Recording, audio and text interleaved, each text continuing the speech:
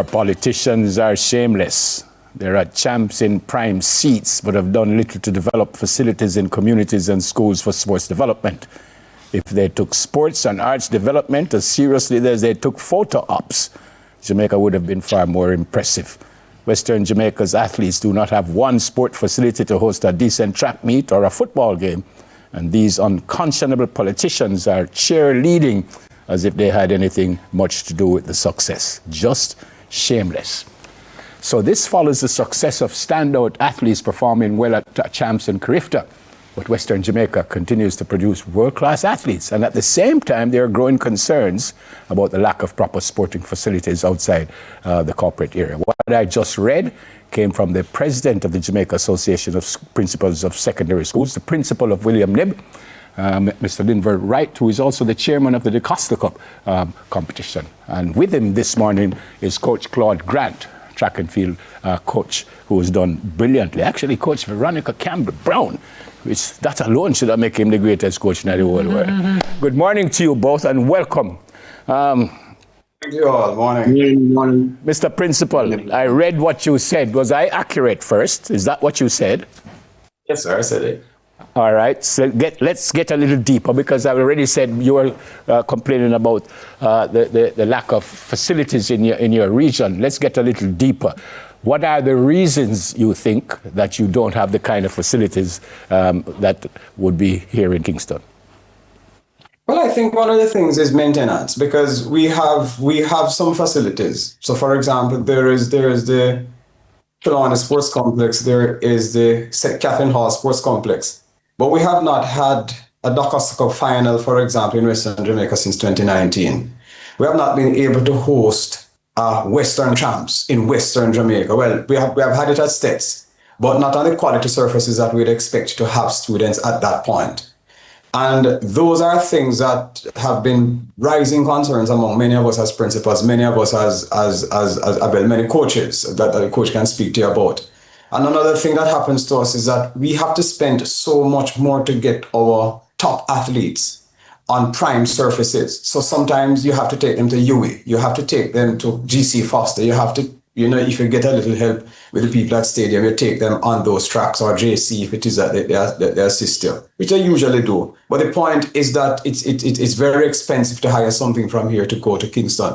So all of those things take away from so many of the things that we'd want to accomplish for athletes. And my view is that more would be seen in sports in terms of excellence if it is that we had facilities here. Final point I want to make is that it's not even just that, even just simple playing fields. When we're seeking to have matches for the DeCosta Cup, when we get to the second round and quarterfinal rounds, it is a struggle to get surfaces that are quality for these youngsters. And those are just some of the concerns that we have been faced with maybe for the last 5-6 years.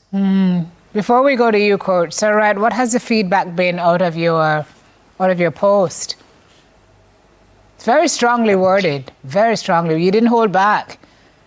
No, I didn't, because I believe that, and this is not about saying politicians can't enjoy champs. My thing is that all of us nationally understand what sports has done for us. All of us cheer at a Usain Bolt, we cheer at an Asafa Powell, we cheer at Veronica Campbell, we cheer at all of these wonderful athletes we have. And I think that if there's anything in Jamaica that we have a return on, that we can all boast about, that, okay, hey, here we are champs, it is sports. Yeah. And one of the things is that I think that what we're doing is that we are celebrating the results without understanding that there needs to be preparation and there's hard work to get these people there. I think the least our leaders can do after we put them in on either side is to advocate for these things and ensure that these things are in place. And one quick thing, I also spoke about culture too. In Western Jamaica, that provides most of the tourism dollar to us that we boast so much about. You don't have one facility that if an Oliver Samuels or an Andrew Wright, Del Seat, or any of these people want to come and have a play for people to sit down decently and watch it. There is none in Western Jamaica. I just find those things unacceptable. Coach, your thoughts on, Sir Wright has made his point clear. You've been doing this for a long time, and advocacy for a long time, and nothing for a long time? Your thoughts, your feelings on what's happening? Well, as a coach and as a person in sports, I look at this very sad, because what has happened is that Western Jamaica itself has not been given the equal chance to produce the talent that the side of the country has. What we have been seeing is that resources are taken most of the time to Kingston. Then we have to go to Kingston to perform, to showcase our talents, and we are not properly prepared for that. Because when you don't have the proper facilities to develop the talent, then you are falling short of what you can develop. So therefore, Western Jamaica is producing now. Can you imagine if we were given the kind of facilities that is necessary? Because what is happening is that facilities come in two phases or two options. You have facility for training that should develop the athletes to the maximum or to the best potential. And then there's facility for the stakeholders, like the parents and the supporters, to come and see them. No, it means that they are not encouraged. Externally, it's not there in terms of the development for the sport. Because, for example, for athletes, it takes at least 6 months, 3 to 6 months, for them to be ready tactile-wise to run on the artificial surface, the mondo surface, the rubber surface, for a better word. And we don't have it here in the West.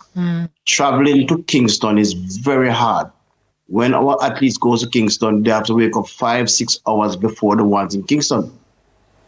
And to get them to go there and perform well as the ones there, it means that we are at a severe disadvantage. Yep. I think what we need is that the facilities need to be put in, managed properly, so therefore we can benefit equally like everybody else in the country. Yep.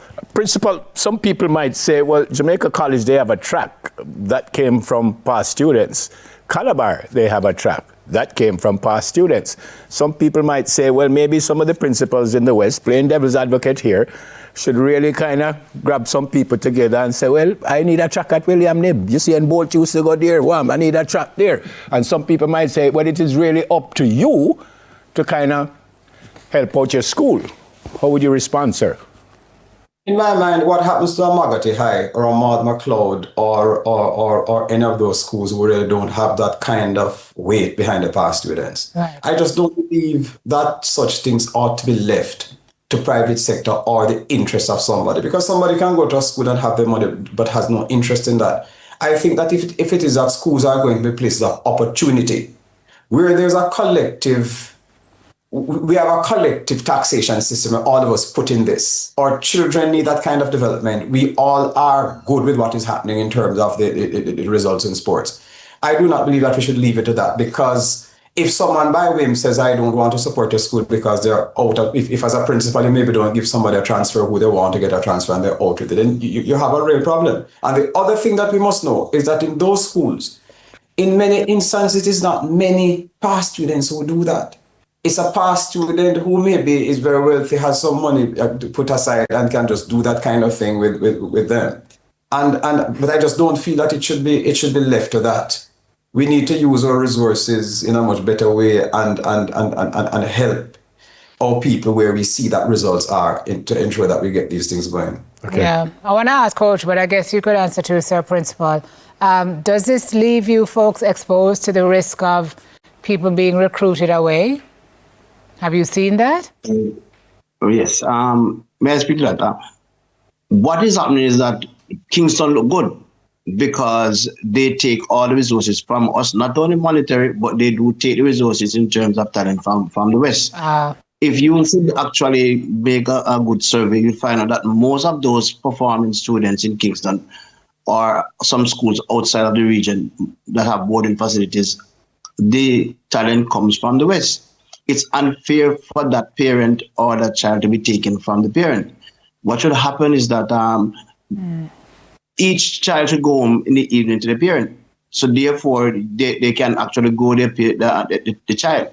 When the child has to be taken to Kingston to perform because of lack of facility or lack of proper development from this era, it means that we are not fulfilling our mandate as schools. Okay. All right. Yeah. Thank you so much, Mr. Principal, my friend. Good to see you, sir. And hopefully your words will fall on the right ears. And things. I hope so too. Thank you very much for having us. Yeah, man. And thanks, Coach. Good work. All right, thank you. President, Jamaica Association of Principals of Secondary Schools, Linvern, Wright, and track and field coach Claude Grant. Up next. Path to rehab and reintegration. Musuko.